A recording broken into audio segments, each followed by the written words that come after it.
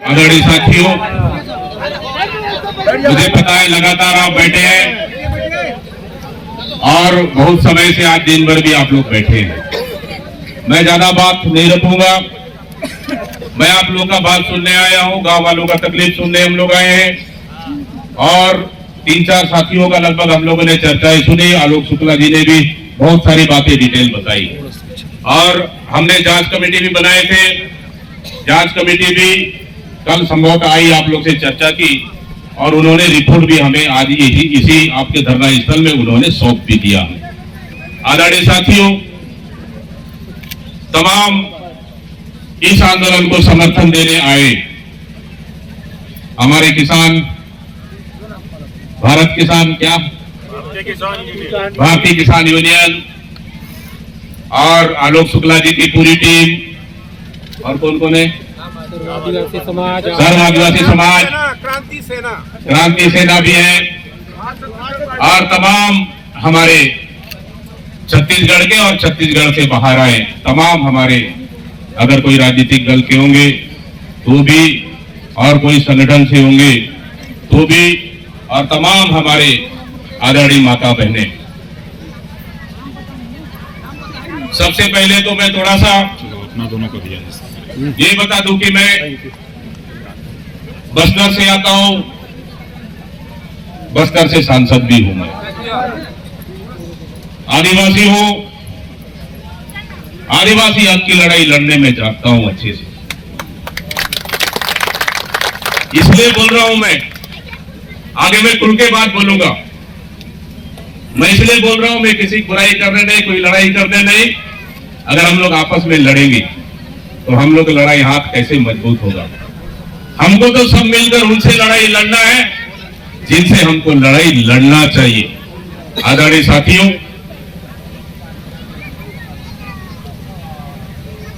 बस्तर में ऐसे कई आंदोलन हुए,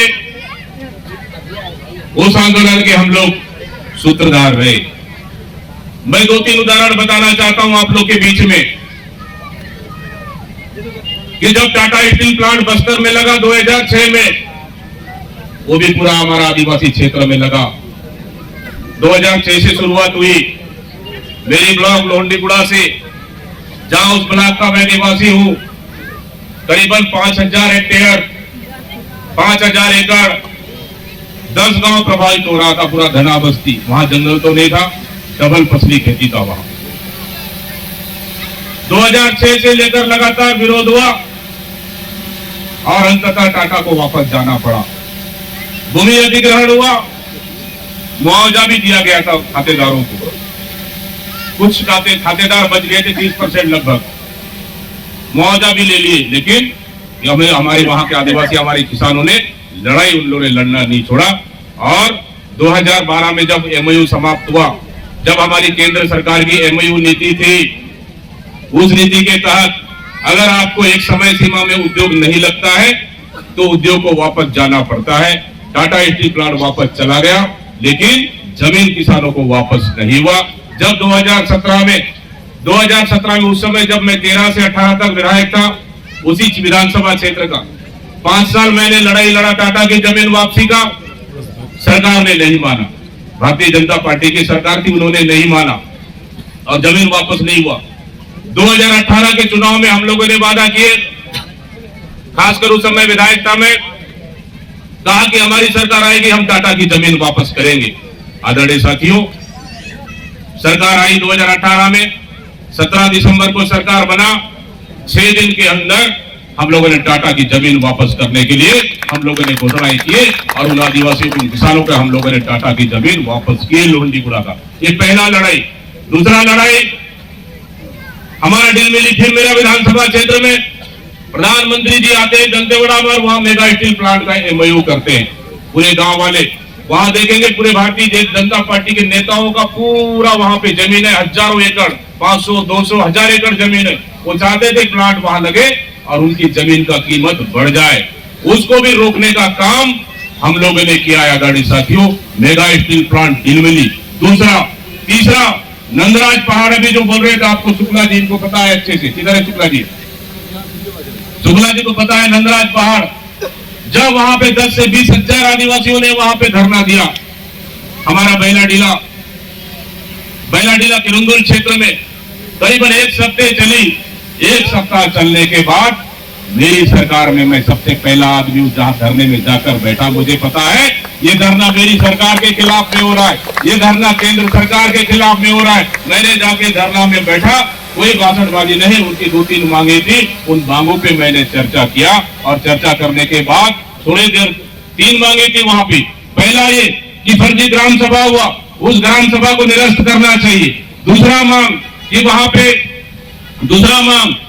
पे जो पेड़ों की कटाई हुई सड़क बनाने के लिए उस पे जांच किया जाए। तीसरी मांग, जो अस्थायी रूप से वहां गतिविधि चल रहा है, वो 13 जो कोल ब्लॉक, ये 13 जो माइनिंग का एरिया था, जहां अडानी को वहां पे अलॉट किया गया था एनएमडीसी का, उसको रोका जाए। 3 मांगों पे चर्चा हुई। जब चर्चा हुई, मैं इसी गांव वालों के साथ बैठा। उसके बाद दूर जाके मैंने हमारे माननीय मुख्यमंत्री भूपेश बघेल जी थे तत्कालीन, उनको फोन कहा, साहब मैं आया हूं इस धरने स्थल में, हमारे गांव के लोग 3 मांगे उन्होंने कहा। फर्जी ग्राम सभा हुआ, उस ग्राम सभा को जांच कराना है। दूसरा कि जो सड़क बनाने के लिए वनों की कटाई हुई, उसको जांच कराना है। और तीसरा कि जो अस्थायी रूप से जो वहां पे गतिविधि चल रही है, उसको रोक लगाना है। 3 मांगे थी। उन 3 मांगों को मैंने तत्काल मुख्यमंत्री से धरना स्थल से बात की। उन्होंने कहा कि आप लोग उनकी जो प्रतिनिधि मंडल है उनको लेके आ जाइए, कब आएंगे मुझे बता दीजिए। हम लोगों ने कहा साहब परसों हम आएंगे। आज धरना स्थल में हम 1 दिन कम से कम चाहिए, परसों हम आएंगे। तो हम लोग तीसरा दिन चले गए, मंत्रालय में बैठक हुई। गांव वालों ने कहा आप हमारे सांसद हो, आप हमारे यहाँ के प्रतिनिधि हो, आप हमारे जाके आप बात करिए, हमारे प्रतिनिधि आप हो। ये 3 मांगे हैं, ये 3 मांगे हम आपको सौंप रहे हैं सरकार के पास, हमारे प्रतिनिधि हो, आप जाके सरकार से बात करिए, सरकार से बात करेंगे, ये मांगे मानेंगे, हम धरना छोड़ने के लिए तैयार हैं। आदरणीय साथियों, जब तीसरा दिन हम लोग पूरे बस्तर के विधायक सब लोग मिलकर मुख्यमंत्री साहब मंत्रालय में बैठक की। मंत्रालय में बैठक होने के बाद उन आदिवासियों की 3 मांगों को मैंने बारीकी से रखा। वहां पे सभी विभाग के मंत्रियों को भी बिठाया गया था, स्वयं मुख्यमंत्री भी थे और विभाग के पूरे अधिकारी। जब बैठकें हुई, 3 मांगों पे सहमति हुई। फर्जी ग्राम सभा हुआ है, ग्राम सभा की हम जांच कराएंगे। पेड़ों की कटाई हुआ है, पेड़ों कटाई की हम जांच कराएंगे। और जो अस्थायी गतिविधि जो वहां पे चल रहा है उस एरिया में, उस एरिया का अस्थायी गतिविधि को तत्काल रोक लगा जाएगा। और उसके बाद तत्काल में सरकार का ऑर्डर लेके गए। फिर हम लोगों ने उस धरना स्थल पे फिर दूसरे दिन धरना खत्म हुआ, ग्राम सभा का जांच हुआ। ग्राम सभा जांच होने के बाद आदरणीय साथियों, नंदराज पहाड़ का जो गांव वासियों ने ग्राम सभा किया था, सब शासन प्रशासन ने ग्राम सभा हुई थी, वो ग्राम सभा वास्तव में फर्जी निकली जांच में। और उस ग्राम सभा को हमारी सरकार ने शून्य घोषित करने का काम किया है। शून्य घोषित करने का काम हुआ। हमारे राज्य सरकार का स्तर का काम खत्म। फिर हमारी सरकार ने लिखा कि अब हमारी ग्राम सभा शून्य है, तो इसका अनुबंध भी शून्य होना चाहिए। हम केंद्र सरकार को लिखे, लेकिन केंद्र सरकार 3 साल से अधिक हो गया, 4 साल, 3.5 साल से 4 साल हो गया, लेकिन उन्होंने उस लीज को निरस्त नहीं किया। अंततः अभी विधानसभा चुनाव से जस्ट एकदम मैंने करीबन 15-20 दिन पहले हम लोगों ने फिर ने दबाव किया कि जब तक ये ग्राम सभा 0 हुआ और उसके बाद अडानी का लीज जब तक केंद्र सरकार यहाँ निरस्त नहीं करेगी, तब तक हमारा विरोध जारी रहेगा। चुनाव को देखते हुए इस केंद्र सरकार ने फिर तुरंत उस लीज को भी निरस्त कर दिया, नंदराज पहाड़ का। ये तीसरी हमारी बड़ी जीत थी। चौथी, आदरणीय साथियों, नगरनार स्टील प्लांट को हमारी सरकार ने बनाई। बस्तर का सपना था कि हमारा बस्तर का लोहा, बैलाडीला का लोहा जाएगा जापान और कोरिया, वो लोहा जाना चाहिए, हमारे बस्तर में उत्पादन होना चाहिए। बहुत विरोध हुआ, सब चीज हुआ, लेकिन उसके बाद भी हमारे बस्तर वासी उस कारखाना रूप बनने के लिए जगह दिए, सब चीज दिए। लेकिन आज वो स्टील प्लांट भी बिकने के कगार पर है, उसका भी बोली लग रहा है। उसके लिए भी हम लोगों ने संघर्ष कर आज तक उस नगरनार स्टील प्लांट को भी निजी अडानी को बेचने से हम लोगों ने रोक दिया है। आदरणीय साथियों, ये चौथी लड़ाई हम लोगों ने बस्तर वासियों ने सब लोगों ने मिलकर लड़ा। चाहे हमारे बस्तर के साथी भी यहाँ पे मौजूद है, सब लोगों ने मिलकर लड़ा। ये 4 लड़ाई हम लोगों ने लड़ी है। आदरणीय साथियों, कुछ बिंदु मैं देख रहा था, आलोक जी ने बहुत अच्छी बातें कही, मैं धन्यवाद देता हूं आलोक शुक्ला जी, आपको धन्यवाद देता हूं मैं। कुछ बातें हमारे बुरी लगने के लायक भी है, बहुत सारी बातें अच्छी भी है। अगर हमारी सरकार में हुआ है कुछ चीजें स्वीकार करते हैं। अगर कुछ चीज मैंने देखा, मैंने पूछा बारीकी से, ग्राम सभा आप लोग मांग रहे, ग्राम सभा की जांच होना चाहिए कि फर्जी ग्राम सभा है, जांच हो। अगर फर्जी जांच अगर है, जांच हुआ फर्जी ग्राम सभा है, उसका निरस्त होना चाहिए। ये आप लोगों की भी मांग है। आदरणीय साथियों, माता बहनों, निश्चित रूप से क्या ये जनवरी को ग्राम सभा हुई यहाँ पे, पिछले सरकार ने कराई। हमारी सरकार दिसंबर 2019 में हमारी सरकारें बनी। उसके बाद जब ग्राम सभा हुई हमारी सरकार नहीं थी। हाँ, लेकिन आलोक जी ने सही कहा इन्होंने कि अगर ग्राम सभा पिछली सरकार में हुई, फर्जी ग्राम सभा अगर हुई, तो उस ग्राम सभा में हमारी सरकार को अगर आपने प्रतिनिधि दिए कि इसको निरस्त करने की जांच कराना चाहिए, जांच अगर होता, निरस्त होता, हमारी सरकार ने निरस्त नहीं कराया। ये शायद हमारी भूल है, हमारी चूक है आदरणीय साथियों, इसमें हमें कोई बताने दो राय नहीं है। लेकिन आदरणीय साथियों, माता बहनों, इस तरह से कि जब अब तो सरकार में है नहीं, हम लोग सरकार में नहीं है, लेकिन हर आदिवासी की लड़ाई हम लोग हमेशा से लड़े। मैंने कहा, इसलिए शुरू से कहा कि आप लोग को पता होना चाहिए कि मैं भी एक आदिवासी हूं। आदिवासी दुख और दर्द और तकलीफ को मैं समझ सकता हूं, जल जंगल का, जमीन का अधिकार को मैं समझ सकता हूं। बस्तर भी खनिज संसाधन क्षेत्र है, आपका सरगुजा क्षेत्र भी खनिज संसाधन क्षेत्र है। हमारे पास लोहे की खदानें हैं, तो आपके पास कोल माइन से इधर बस्तर आदिवासी क्षेत्र, सरगुजा आदिवासी क्षेत्र। क्या हम लोग दोनों मिलकर लड़ाई नहीं लड़ सकते थे? क्या बताइए, दोनों मिलकर लड़ाई लड़ सकते हैं? हम लोग लड़ सकते हैं कि नहीं सकते हैं? बताइए। आदरणीय साथियों, मेरे बस्तर से आए साथियों, मेरे बस्तर से आए प्रमुख साथियों, आदरणीय साथियों, ये लड़ाई सिर्फ अंबिकापुर और सरगुजा और सूरजपुर तक नहीं जाना चाहिए, ये लड़ाई सरगुजा से बस्तर तक जाना चाहिए। आदरणीय साथियों, बस्तर तक जाना चाहिए। आज अगर यहाँ के माइंस को छीनने का काम हुआ तो कल हमारा बस्तर भी खतरे में है। आप क्या सोचते हैं हम लोग 3-4 काम कर लिया, आज बस्तरवासी सुखी है? आप लोग सोचते हैं हम लोग बस्तरवासी निश्चिंत है? नहीं माता बहने, हम लोग का भी जमीन कब छीन जाए, हम लोग का भी लोहा कब छीन जाए, हम लोग का फैक्ट्री कब छीन जाए, हम लोग को भी चिंता है। इसलिए हम लोग सिर्फ सरगुजा का बात नहीं है, पूरा छत्तीसगढ़ अस्मिता का बात है, और इस छत्तीसगढ़ अस्मिता के लिए पूरे लोग मिलकर लड़ाई लड़ना चाहिए। क्योंकि जहां जहां कोल माइंस है वहां पे हमारे लोगों की जल जंगल जमीन कोल माइंस हमारे लोगों के कब्जा है, हमारे लोगों का अधिकार है। हमारी सरकार एक ही चीज कहते थे, मुख्यमंत्री भूपेश बघेल जब थे उन्होंने एक ही चीज कहा कि अगर कोई चीज अगर प्रोजेक्ट लगता है स्थानीय ग्रामीणों के सहमति से लगेगा। अगर कोई स्थानीय ग्रामीण अगर विरोध करते हैं तो उनको बेदखल करके हमारी सरकार कोई भी योजना नहीं लाएगी। ये हमारी सरकार ने स्पष्ट कहा है। आदरणीय साथियों, बोधघाट जैसा परियोजना, बहुत बड़ा परियोजना, 42 गांव उजड़ रहा था, एक ऐसा व्यक्तियों में जहां हमारी सरकार, हमारे मुख्यमंत्री हमारे बीच में, मैंने कहा बोला साहब मैं सरकार में, मैं वहां का जनप्रतिनिधि हूं, अगर ये प्रोजेक्ट लगेगा 42 गांव उजड़ेगा, इस पे विचार करना चाहिए, इस पे गांव वालों को पूछना चाहिए। मुझसे थोड़ा नाराज भी हुए, मुझे कुर्सी की चिंता नहीं है, ना मुझे पद पोस्ट की चिंता है। अगर कोई सच्चाई बात है, दुनिया की कोई ताकत मुझे बोलने से नहीं रोक सकता। आदरणीय साथियों, जो सच्चाई बोलना है मैं जहां बोलना है वहां बोलूंगा, जहां जो बोलना है बात रखूंगा मैं। लेकिन उसके बाद मैंने कहा परीक्षण करा लीजिए, परीक्षण हुआ और आज बोधघाट रुकने का काम हुआ और बोधघाट परियोजना को भी हम लोगों ने रोके। हमें पता है कि बोधघाट आएगा, इंद्रावती नदी से पानी आएगा, पानी की जरूरत है, बस्तर पूरा सूखे के चपेट में,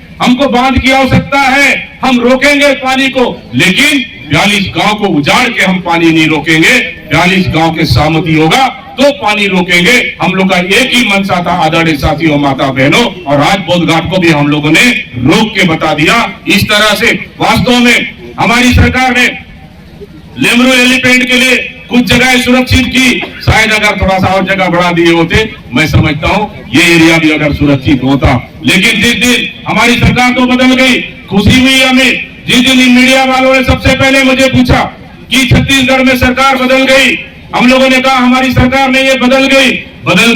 आदिवासी मुख्यमंत्री बनाने का उन्होंने उनका चल रहा है, आदिवासी मुख्यमंत्री बनाएंगे, आपको कैसा लगेगा? मैंने एक ही शब्द कहा, बोला मैं भी आदिवासी हूँ। अगर भारतीय जनता पार्टी आदिवासी मुख्यमंत्री बनाता है उसको मैं तहे दिल से स्वागत करूंगा। मैंने ये कहा माता बहनों, लेकिन उस दिन ये चीज में कहा मैं कि कहीं ऐसा नहीं कि आदिवासी मुख्यमंत्री बनाए छत्तीसगढ़ में, मैं उसका स्वागत करता हूं, लेकिन आदिवासी मुख्यमंत्री बनाने के बाद सबसे बड़ा चुनौती रहेगा उस आदिवासी मुख्यमंत्री का कि हमारे छत्तीसगढ़ में बस्तर सरगुजा से लेकर पूरे क्षेत्र में आदिवासियों का जल और जंगल बचाने, खनिज संपदा को बचाने के लिए सबसे बड़ा चुनौती रहेगा। उस दिन मैंने मीडिया के साथियों से कहा, मैं जानता था कि एक आदिवासी का चेहरा को रखकर एक बड़ा खेल खेला जाएगा, एक चंद उद्योगपतियों को पूरा बस्तर से लेकर सरगुजा के पूरा माइंस, पूरा खनिज संपदा को सौंपा जाएगा। उस चीज का डर था हमें, और वही चीज सरकार बना, मुख्यमंत्री बनने के साथ पहला कैबिनेट के बाद ही निर्णय लिया गया और उसके बाद दूसरे दिन से पेड़ कटाई शुरू हुआ। आदरणीय साथियों, ये एक तरफ मैंने कहा, मेरा दिमाग में एक तरफ है ये नारा चलना भी चाहिए, एक तरफ छत्तीसगढ़ में एक तरफ विष्णुदेव और एक तरफ हंसदेव, एक तरफ विष्णुदेव, एक तरफ हंसदेव, दोनों में किसको बचाना है साथियों? ये छत्तीसगढ़ की जनता आप लोग को तय करना है साथियों, आप लोग को तय करना है। मैं किसी राजनीतिक हैसियत से नहीं आया हूं, मैं यहाँ राजनीति करने नहीं आया हूं। अगर राजनीति करने के लिए हमारे पास पूरा छत्तीसगढ़ मैदान खाली है, राजनीति करने के लिए सिर्फ हंसदेव एक मुद्दा नहीं है हमारे पास, राजनीति करने के लिए हमारे पास सैकड़ों मुद्दे हैं। किसान का मुद्दा है, युवा का मुद्दा है, महंगाई का मुद्दा है, बेरोजगारी का मुद्दा है, हर मुद्दे पे हमारे पास राजनीति करने के लिए। लेकिन ये मंच में राजनीति करने हम लोग नहीं आए हैं, हम उन माता बहनों, इन गांव वालों का दुख और तकलीफ को सुनने आए। मैं धन्यवाद देता हूँ, बहुत सारे साथियों ने, आप लोगों ने आए, अपनी बातें रखे, मैं किसी का कोई आलोचना नहीं करूंगा, लेकिन मेरा एक ही मकसद है, हमारा एक ही मकसद है, हंसदेव बचाना है। हंसदेव बचाने की लड़ाई में हम पूरे आपके साथ है आदरणीय साथियों, हम पूरे आपके बराबर साथ है। इसलिए मैं कहता हूँ, आज भी हमारी हंसदेव की लड़ाई सोशल मीडिया में चल रहा है, फेसबुक में चल रहा है, लेकिन सरगुजा से बाहर नहीं निकल पाया है। मैंने कहा हंसदेव बचाना है, पूरा छत्तीसगढ़ में इस आंदोलन को खड़ा करना पड़ेगा। हंसदेव बचाना है, सरगुजा से बस्तर तक आंदोलन खड़ा करना पड़ेगा। हमारे बस्तर के आदरणीय साथी बहुत सारे हैं, हमारे आदिवासी समुदाय के लोग हैं, जागरूक लोग हैं, आप लोग मेहनत करते हो, हर समाज के लिए, हित के लिए आप लोग लड़ाई लड़ते हो। मैं जानता हूँ ये लड़ाई सिर्फ सरगुजा में नहीं, बस्तर में भी 10 टेंट गड़कर वहां पे भी हमारे आदिवासी बैठना चाहिए। अगर वहां पे अगर हंसदेव सरगुजा में हंसदेव कट रहा है तो बस्तर में भी यहाँ प्रभाव पड़ना चाहिए। ये तय करके हम लोग करना चाहिए आदरणीय साथियों। आपके लड़ाई में, हर लड़ाई में कदम से कदम मिलाकर है, आपकी लड़ाई में बराबर साथ है। और ये मुद्दा को लेकर विधानसभा में प्रस्ताव पास किया पिछले समय पास किया कि हंसदेव का कटाई नहीं होना चाहिए। उसके बाद फिर हमारे छत्तीसगढ़ सरकार ने पर्यावरण अनुमति को निरस्त करने के लिए चिट्ठी लिखा केंद्र सरकार को, उसका जवाब आज तक भी नहीं आया है, क्योंकि इनको लीज देना, इनको स्टैंडर्ड देना, इनको पास करना राज्य सरकार के हाथ में नहीं है। ठीक है, 100 कानून में 2, 4, 5, 10 कानून राज्य सरकार के हाथ में हो सकता है, लेकिन पूरा अधिकार केंद्र सरकार के पास है इसको देने और नहीं देने का। ये केंद्र सरकार का इसलिए, लेकिन आज दोनों है, हमारे पास राज्य सरकार थी यहाँ पे और केंद्र में अलग सरकार थी, लेकिन आज दोनों डबल इंजन का सरकार है। प्रदेश में भी उनकी सरकार है, दिल्ली में भी उनकी सरकार है। अगर मुख्यमंत्री विष्णुदेव साहब, अगर असली में आदिवासी का चिंतक हो आप, आदिवासी मुख्यमंत्री हो आप, आदिवासियों को बचाना चाहते हो, आदिवासियों के जल जंगल को बचाना चाहते हो, ये फोन उठाकर बता दीजिए, प्रधानमंत्री को लगाकर बता दीजिए कि हमारा पेड़ कटाई रुकना चाहिए और ये निरस्त होना चाहिए। मैं चुनौती देता हूं हमारे मुख्यमंत्री विष्णुदेव साय जी को। आदरणीय साथियों, वो कहते हैं ये गुलाब का फूल, अरे गुलदस्ता मत लाओ, हमारा पर्यावरण को नुकसान हो जाएगा। आप एक गुलाब का फूल लेके आ जाओ, पर्यावरण को बचाना है। एक गुलाब को फूल लेने से हमारा मुख्यमंत्री का वो पर्यावरण बच जाता है, और यह लाखों पेड़ कट रहा है, हमारा मुख्यमंत्री का पर्यावरण का सुरक्षा का उनको चिंता नहीं है। आदरणीय साथियों, माता बहने, ये लड़ाई आपकी नहीं, हम सबकी लड़ाई है, और ये लड़ाई मिलकर लड़ेंगे। आपके साथ हम कदम से कदम मिलाकर चलेंगे। कांग्रेस पार्टी की हैसियत से, दीपक बैच की हैसियत से हंसदेव बचाने के लिए हम पूरी तरह से तैयार हैं साथियों, और आपके साथ कदम से कदम मिलाकर चलेंगे, और निश्चित रूप से हंसदेव बचाना चाहिए। आज एक जंगल कट गया, कल दूसरा जंगल कटेगा, चंद उद्योगपतियों को फायदा पहुंचाने के लिए लाखों का पेड़ काटा जा रहा है और पूरे जंगल को तहस नहस किया जा रहा है। यही जंगल हमारा पहचान है, यही जल जंगल जमीन हमारा पहचान है, मूलवासियों का यही पहचान है, यही निशानी है और यही हमारा संस्कृति है। इस संस्कृति को बचाने के लिए आपको खड़ा होना पड़ेगा। जब आप मजबूती के साथ लड़ेंगे, दुनिया आपके पास आएगा। जब आप मजबूती के साथ खड़े होंगे, दुनिया आपके पास आएगा। अगर आप पीछे हटेंगे तो दुनिया पीछे हटेगा। आदरणीय माता बहनों, युवा साथियों, मुझे पता है कि वास्तव में ग्राम सभा कैसा होता है। मैंने देखा टाटा के समय में बंदूक के नोक पे ग्राम सभा हुआ। आपके यहाँ जो किस्सा था वही किस्सा वहां पे भी हुआ। बंदूक के नोक पे ग्राम सभा, रातों रात बकरा मुर्गा खिलाकर ग्राम सभा हुआ। किसको पैसा से खरीद लो, किसको पैसा दे दो, उसके बाद ग्राम सभा हुआ। मेरे ज्यादा बेहतर ग्राम सभा कैसा होता है आप लोग जान सकते हो और मैं भी जान सकता हूं आदरणीय माता बहने। इसलिए निश्चित रूप से आज आप लोग के बीच में आज दुख और तकलीफ को सुनने आए हैं और आप लोग के साथ हम कदम से कदम मिलाकर चलेंगे। इस हसदेव अभ्यारण्य को बचाने के लिए निश्चित रूप से जोरदार विरोध होना चाहिए और डट कर विरोध होना चाहिए। पूरी तरह से हम आपके साथ खड़े हैं और निश्चित रूप से आज आप लोग के बीच में आना हुआ और आप लोग की बातें प्रमुख बातें सुनी। हमारी टीम भी आई और हमारी टीम भी रिपोर्ट भी हमको दे दिए। इन रिपोर्ट के साथ हम आगे की लड़ाई सड़क से लेके विधानसभा तक हम लड़ेंगे। निश्चित रूप से हमारे साथ आए तमाम हमारे नेतागण, जिला कांग्रेस के अध्यक्षगण, हमारे विधायक साथी भी हैं, अटल श्रीवास्तव जी हमारे विधायक साथी आपके पास आए हैं, फूल सिंह राठिया जी हमारे विधायक साथी, दिलीप लहरिया जी हमारे विधायक साथी, हमारे दिलीप लहरिया जी, चौधरी नंद जी, चार विधायक आपके साथ आज इस धरना में मेरे साथ शामिल होने आए हैं। पूर्व मंत्री, पूर्व विधायक, तमाम हमारे जनप्रतिनिधिगण सब आपके दुख में कदम से कदम मिलाकर चलना चाहते हैं। सब आपके तकलीफ में कदम से कदम मिलाकर चलना चाहते हैं। आदरणीय साथियों, माता बहनों, आदिवासी स्वाभिमानी है। आदिवासी लड़ सकता है, गोली खा सकता है, सर कटा सकता है, लेकिन झुक नहीं सकता। इस स्वाभिमान को बचा के रखिए। निश्चित रूप से पूरे छत्तीसगढ़ आपका साथ देगा, पूरा बस्तर आपका साथ देगा। एक बार तो आवाज उठाकर देखिए, पूरा बस्तर खड़ा कर रहेगा और बस्तर को खड़ा करने का जवाबदारी, पूरे क्षेत्र को खड़ा करने का जवाबदारी हमारा रहेगा। आदरणीय साथियों, ये लड़ाई यहाँ तक सीमित क्यों? सरगुजा एक हमारा सिर है तो बस्तर हमारा पैर है। लड़ाई सिर्फ हमारे सिर में लड़ा जाना चाहिए क्या? हमारा लड़ाई सिर्फ पैर में लड़ा जाना चाहिए? हमारा लड़ाई पूरे बॉडी में, पूरे शरीर में लड़ा जाना चाहिए, ताकि पूरा छत्तीसगढ़ प्रदेश भी देखे और पूरा दिल्ली भी देखे। क्योंकि बहुत हुआ बिकने का खेल, बहुत हुआ बेचने का खेल। रेल बिक गया, एयरपोर्ट बिक गया, सब बिक गया और हमारा कोल माइंस और सब बिकने जा रहा है। अगर अपना अस्तित्व को लड़ाई अगर हम लोग नहीं लड़ेंगे तो कौन लड़ेगा? आदरणीय साथियों, माता बहनों, इसलिए मैं सभी लोगों को बहुत बहुत धन्यवाद देते हुए, मैं सभी लोग आप लोग की बातें सुना, सभी लोग के आप लोग की मुद्दे एक बातें सुना। आपकी ग्राम सभा की लड़ाई मैं फिर से स्वीकार करता हूँ। आलोक जी, मैं फिर से स्वीकार करता हूं, अगर ये चीज शायद हम लोग करे रहते आज ये देखना नहीं पड़ता। मैं दिल से स्वीकार करता हूं, चूक हुई कहीं ना कहीं, लेकिन ये लड़ाई लड़े जाएगी। सच्चाई से इनकार नहीं किया जा सकता। हम सच्चाई को दबा के हम 2 कदम आगे नहीं बढ़ सकते। सच्चाई को जेब में रख के चलेंगे और आगे की रणनीति, आगे का कदम बिल्कुल मिलकर लड़ेंगे। आदरणीय साथियों, माता बहनों, इन्हीं शब्दों के साथ बहुत बहुत धन्यवाद देते हुए हमारे सभी आदिवासी भाई बहनों, युवा साथियों को एक बार जोरदार जय प्रदेव, जय प्रदेव।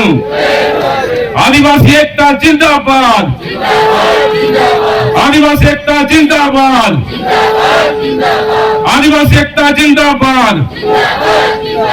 इन्हीं शब्दों के साथ मैं अपने वाणी को विराम देते हुए बहुत बहुत धन्यवाद देते हुए जय हिंद, जय छत्तीसगढ़, जय हसदेव और जय प्रदेव। बहुत बहुत धन्यवाद।